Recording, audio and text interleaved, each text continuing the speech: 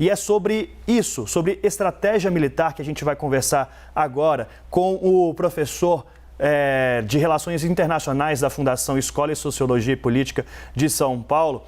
Professor, muito bem-vindo ao Live CNN. Há pouco nós detalhávamos aqui a dúvida que há nesse momento sobre como a Rússia deve fazer esse ataque. E o exército russo falando, olha, a gente vai sim atacar. Só que numa situação de guerra não é muito comum que se avise o que deve fazer, né? Boa tarde para o senhor, bem-vindo ao Live. Olá, boa tarde. É um prazer estar aqui no Live CNN. A Rússia, ela adotou inicialmente nessa guerra a doutrina do choque e pavor. Essa doutrina, ela é tecnicamente conhecida como rápida dominância. É uma tática baseada no uso de poder esmagador e exibições espetaculares de força para imobilizar a percepção do inimigo sobre o campo de batalha e destruir a sua vontade de lutar. Porém, a Rússia ela enfrentou problemas logísticos e de combustível e também uma resistência por parte das Forças Armadas da Ucrânia e também o presidente ucraniano demonstrou um espírito de liderança que fez subir a moral da Ucrânia. Então, o que era para ser uma estratégia de aniquilação por parte da Rússia, uma espécie de rápida dominância, uma blitzkrieg moderna, acabou se tornando algo um pouco mais complicado. E agora a Rússia se aproxima de Kiev com essa coluna de tanques de 60 quilômetros de extensão, o que tem um efeito lógico. A Rússia ela vai se adaptar relativamente a esses problemas iniciais e a sua estratégia ela vai mudar. De uma estratégia da doutrina do choque e pavor, ela vai mudar provavelmente para uma estratégia de exaustão. E a estratégia da exaustão, ela pode se manifestar de várias formas. Uma das formas que essa estratégia ela pode se manifestar é através do cerco. Cercos são muito característicos em história militar para grandes cidades, e é possível que a gente observe isso em Kiev.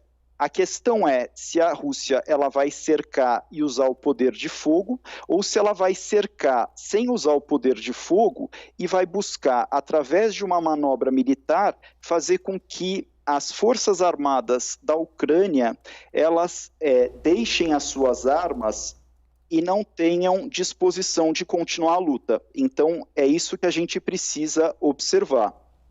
Professor, as imagens que a gente vê desse comboio se aproximando da capital ucraniana são realmente impressionantes, assustadoras, dá um pouco até de alívio o que o senhor falou agora, que a gente tem que observar se a Rússia vai usar ou não seu poder de fogo, se vai continuar com essa tática de guerra mais de cercar a capital e não de ativamente usar esse poder de fogo todo. Mas eu queria saber de você agora, professor, que nessa coletiva que a gente viu do Boris Johnson, no premier da Estônia e da OTAN, eles disseram que se mostrou agora com essa guerra que Putin teve um erro de cálculo. Putin dizia que as tropas eram bem-vindas na Ucrânia. Bem-vindas no sentido de que não haveria resistência ucraniana, né, nesse primeiro embate direto. Essa resistência ucraniana que a gente vem colocando aqui na CNN Brasil vai, então, resistir? A resistência vai resistir, mas ela vai continuar ou não?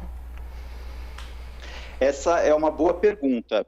As Forças Armadas da Ucrânia, as Forças Armadas convencionais, elas demonstraram mais resistência do que se esperava.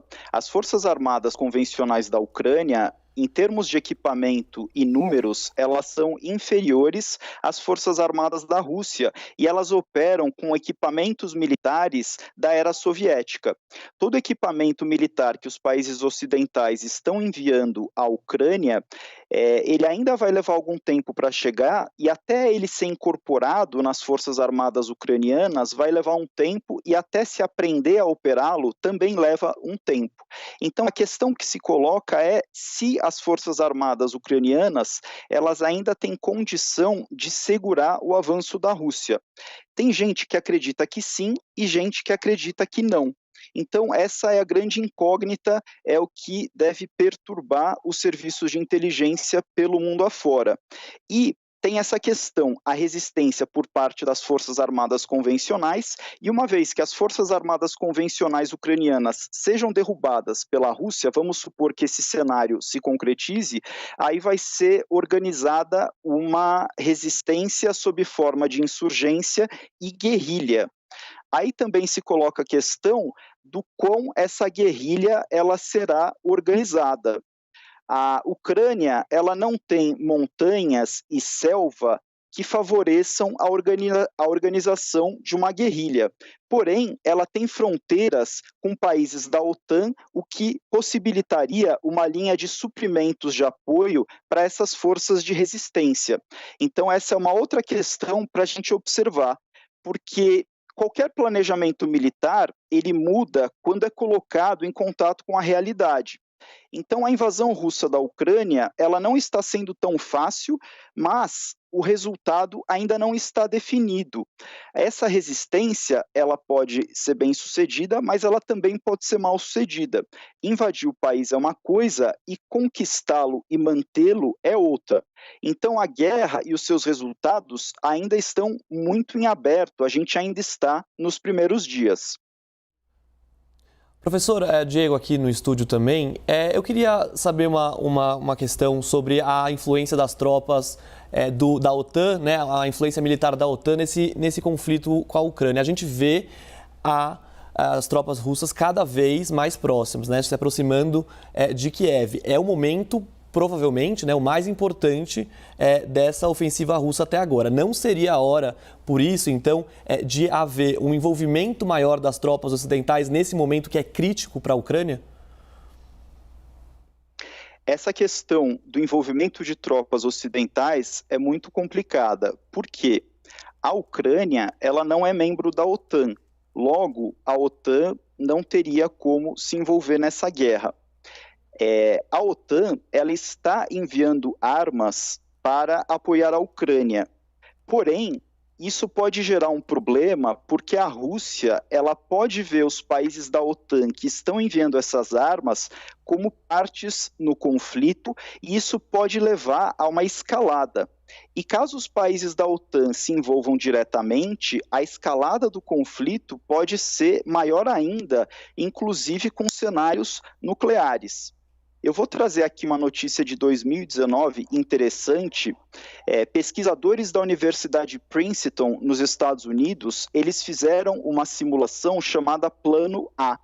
Esse Plano A, ele fez uma simulação de um conflito convencional na Europa que escalava para uma guerra nuclear entre os Estados Unidos e a Rússia, tendo como consequência 34 milhões de mortos em poucas horas.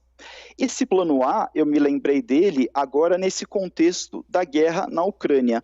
É uma notícia interessante que precisa ser revisitada.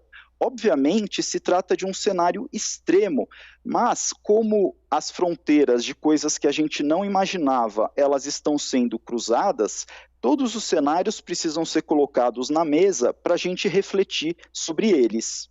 A Ucrânia afirma que não tem mais as armas nucleares, que abriu mão. O senhor, que avaliação que o senhor faz sobre essa questão de uma possível guerra nuclear? O senhor avalia que ela, de fato, pode sair do papel? Porque essa pesquisa que o senhor nos traz, realmente, mais de 30 milhões de mortos em poucas horas, é algo de assustar. A Ucrânia, após a dissolução da antiga União Soviética, ela acabou ficando com armas nucleares no seu território, porém, através do Memorando de Budapeste de 1994, ela abriu mão dessas armas nucleares e as entregou à Rússia em troca da garantia da integridade territorial do seu território. O que o presidente Vladimir Putin, ao iniciar a atual guerra, ele desrespeitou. A gente pode pensar que se a Ucrânia não tivesse aberto mão dessas armas nucleares, talvez o cenário hoje ele fosse diferente. Quando eu falo aqui de um cenário de guerra nuclear, obviamente eu não quero assustar as pessoas, mas é apenas um cenário extremo para fins de reflexão, mas é um cenário assim, mais improvável. Eu não acredito que isso de fato vá acontecer, até porque se a Rússia resolve lançar uma arma nuclear tática nesse conflito, isso pode prejudicar a própria Rússia, porque o território russo e ucraniano estão próximos e a radiação voltaria para a Rússia. A Rússia, eventualmente, estando acuada pelas sanções ocidentais e também por toda essa movimentação do Ocidente, poderia eventualmente fazer um disparo de advertência no Mar do Norte entre as Ilhas Britânicas e a Dinamarca. É um cenário que alguns analistas estão levando em consideração. Mas o risco de uma guerra entre a OTAN e a Rússia, ele está colocado. Caso a Rússia ela consiga avançar sobre a Ucrânia, as forças russas e as forças da OTAN, elas estarão frente a frente. Professor, nessa entrevista nossa, você disse uma frase muito cirúrgica, né? Que invadir um país é uma coisa, conquistá-lo e mantê-lo é outra. A gente está vendo, obviamente, que o Putin optou pela ação militar e não pela diplomacia nessa guerra na Ucrânia. No seu ponto de vista, o que levou, então, o presidente russo a tomar essa decisão? Na verdade, a Rússia, ela buscou a diplomacia.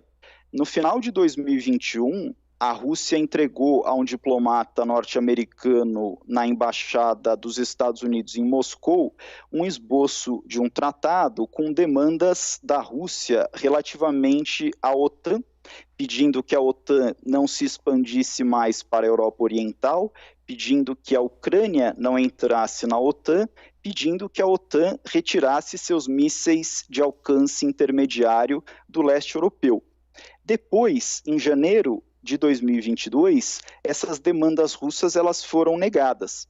E nas demandas iniciais, a Rússia disse que caso a diplomacia não funcionasse, a força militar poderia ser utilizada. Então a Rússia ela buscou as vias diplomáticas, mas o Ocidente não aceitou e a Rússia ela seguiu o caminho militar. É interessante a gente colocar aqui também uma perspectiva histórica e diplomática. A Rússia ela foi invadida pela sua fronteira oeste diversas vezes ao longo da história. Os poloneses invadiram em 1605, os suecos invadiram em 1707, os franceses sob Napoleão invadiram em 1812 e os alemães invadiram nas duas guerras mundiais. A manifestação mais recente dessa ameaça é a expansão da OTAN para o leste europeu. Tudo isso moldou a percepção russa de ameaça à sua segurança, o que ajuda a gente a entender o porquê dessa guerra. E tem mais uma questão interessante que é a seguinte: nos conflitos anteriores, a Rússia ela deu prioridade para os serviços de segurança, particularmente o FSB, do qual o Vladimir Putin foi diretor. O FSB é o sucessor da Rússia da KGB soviética. O Putin foi um agente da KGB e agora com essa guerra a gente vê um protagonismo das Forças Armadas, o que é uma novidade. Diego, você tem mais uma pergunta para o professor? Professor, a gente vê agora, né, como eu já disse antes, a chegada a Kiev cada vez mais próxima, né? O que representa, a gente não sabe ainda o que vai acontecer de fato, né, quando eles chegarem a Kiev, mas numa guerra como essa, né, num conflito como esse, o que representa o exército inimigo, a tropa inimiga, chegar à capital do país, onde fica, né, onde agora está, por exemplo, o presidente da Ucrânia? Aqui vale lembrar o clássico pensador ocidental do fenômeno da guerra, Karl von Clausewitz, um general do Reino da Prússia do século XIX, e o conceito de centro de gravidade. O centro de gravidade é o centro de todo o poder e movimento, e o centro de gravidade pode ser, por exemplo, a capital de um país. E o exército e as forças armadas da Rússia chegando à capital do país significa que eles podem conquistar o centro de gravidade e eles podem derrubar o governo. e conquistar alvos estratégicos, como foi noticiado, os centros de informação, para tirar a capacidade ucraniana de conduzir a guerra no fronte da informação. Se a Rússia conseguir tomar a capital e alvos estratégicos da capital, vai ser um passo importante nesse esforço de guerra. E se a Ucrânia conseguir apresentar resistência à Rússia, a gente vai ficar numa situação aí que pode virar uma etapa de exaustão dessa guerra. Então, a observar as cenas dos próximos capítulos. Professor Bernardo Val, muito obrigado por dividir com a gente aqui esse olhar mais militar, mais estratégias militares sobre o que estamos e podemos ver ainda em Kiev, na Ucrânia, e também com o avanço das tropas russas. E, professor, enquanto o senhor falava, eu pensava, meu Deus, a gente está discutindo, de fato, guerra nuclear, algo que só nos filmes até então a gente pensava, né? E, de fato, agora estamos aqui ao vivo na CNN conversando sobre isso. Pois é, um assunto que eu converso nas minhas aulas, eu também não imaginava que eu discutiria isso aqui na CNN, mas é uma hipótese que voltou à tona e estamos aqui debatendo esse assunto. Muito obrigado pela entrevista, professor.